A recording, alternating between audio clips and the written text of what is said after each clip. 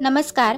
महाशिवरात्री जवळच येत आहे, त्यामुळे आपण नेहमी नवनवीन रेसिपीच्या शोधात असतो. वेगवेगळ्या रेसिपी काय बनवायच्या हे आपण बघत असतो. दोन्ही टाइमाचा उपवास असतो, त्यामुळे फक्त एकच रेसिपी करत नाही, वेगवेगळ्या रेसिपी करतो. त्यातलीच आपल्या सगळ्यांचीच आवडती अशी साबुदाण्याची खिचडी आज आपण बनवणार आहोत. रात्रभर साबुदाणे भिजत घातले होते, त्यामध्ये 1 इंच पाणी ठेवायचे, म्हणजे साबुदाणे छान मोकमोकळे भिजले जातात.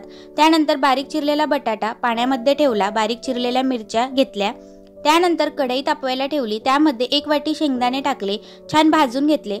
गार झाल्यानंतर साल काढून त्यांचा आपण बारीक शेंगदाण्याचं कूट तयार करून घेणार आहोत. त्यानंतर त्याच कढईमध्ये 5-6 पळी तेल टाकायचे, त्यामध्ये 1 छोटी वाटी शेंगदाणे टाकायचे, ते छान तळून घ्यायचे. लालसर होऊस्तर शेंगदाणे तळून घ्यायचे आणि एका बाउलमध्ये काढून घ्यायचे. जास्त शेंगदाणे काळे करायचे नाही, नाहीतर खायला कडसड लागतात. त्यानंतर त्याच कढईमध्ये लांब बारीक चिरलेल्या मिरच्या घेतल्या. ह्या मिरच्या आपल्याला साबुदाण्याच्या खिचडी सोबत तोंडी लावायला घ्यायच्या आहेत.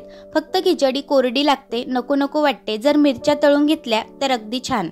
त्यानंतर त्याच तेलामध्ये आपल्याला साबुदाण्याच्या खिचडीसाठी आपण ज्या मिरच्या बारीक कापून घेतल्या होत्या त्या आणि बारीक चिरलेला बटाटा टाकून 5 मिनिट झाकून ठेवायचे आहे, म्हणजे बटाटा छान नरम पडतो.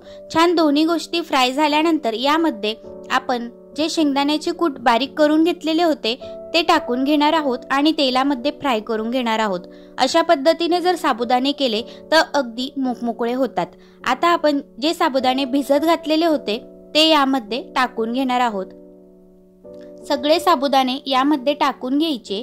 त्यानंतर आपण हे सगळं एकजीव करून घेणार आहोत. साबुदाणे टाकल्यानंतर सगळं एकजीव करायचे. गॅसचा फ्लेम लो ठेवायचा, नाहीतर साबुदाणे लगेचच खाली चिटकतात. एकजीव झाल्यानंतर आपण जे शेंगदाणे फ्राय केले होते ते यावर टाकून घ्यायचे. चवीनुसार मीठ टाकून घ्यायचे. मी जर साबुदाण्यामध्ये जिरे टाकत असाल तर ते सुद्धा तुम्ही टाकू शकता. मी टाकत नाही म्हणून टाकलेले नाही. त्यानंतर सगळं एकजीव करून घ्यायचे. छान मंद आचेवर वाफवायला 10 मिनिट ठेवायचे, म्हणजे बटाटे आणि साबुदाणे सगळंच एकजीव होऊन छान वाफवले जातात. अगदी बघू शकता, एवढीशी सुद्धा खिचडी चिपकलेली नाही, छान अशी मोकमोकळी झालेली आहे. एक दाणा मोकमोकळा झालेला होता. खिचडी अगदी खायला सुद्धा टेस्टी लागत होती. त्यामुळे ही रेसिपी तुम्ही एकदा नक्कीच ट्राय करू शकतात. महाशिवरात्रीला आपण अगदी वेगवेगळ्या रेसिपी बनवतो, पण त्यात साबुदाण्याची खिचडी ही नक्कीच ऍड करतो, कारण सगळ्यांची फेवरेट असते. त्यामुळे ही एका टायमाला तरी आपल्याला बनवावीच लागते. अशी जर मोकमोकळी खिचडी हवी असेल तर ह्या पद्धतीने ट्राय करा.